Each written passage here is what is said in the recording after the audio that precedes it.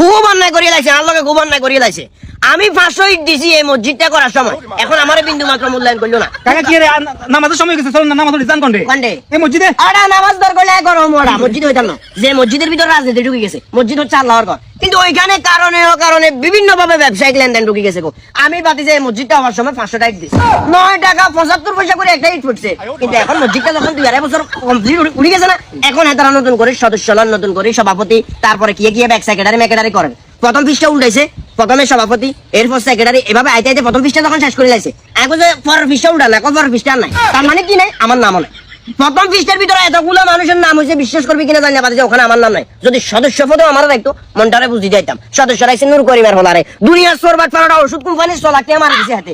খবর এখন তো আন্ডারা জানি, উনি কি জানে? তাইলে আমি এখানে নামাজটা কেন পড়বো? তুই আমারে বুঝা। সর্বোপরি একটা কথা হচ্ছে, আমি লগন নাই করছে, পুরা অন্যায় করছে বেটা। অন্যায় করছে, তবে নামাজটা উড়িল। ঠিক আছে, আমাদের মসজিদের সাবেক সভাপতি আছিলেন, ওই সুবাদে আমাদের অন্তত পক্ষে গিয়া সদস্য একটা পদ দেওয়া উচিত ছিল।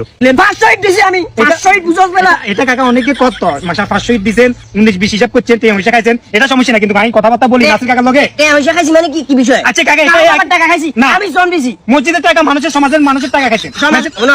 এই যে কথাটা কিন্তু গুরর কথা, খুব মারাত্মক ভাবে গুরর। তোমারও এতে হুঙ্গা দিছে না কাকা, শুনে নাই নাসির কাকার লগে কথা কমু, আন্দারে সদস্য পদ দিবলা কমু, সদস্য হিসাব রাখবো। নাসিরের লগে হ্যাঁ, হাতের লগে কথা কইলে তোর নাম টাম যদি থাকে তোর টাকা দিবে, হাতে এরকম হাতে নিজে চিন্তা করে। এবার বুঝেন আপনি কি কাজ হইতে নারেন, এই কারণে আমাদের সদস্যত্বের রায়ন মিয়া কাজরা লোক নামাজও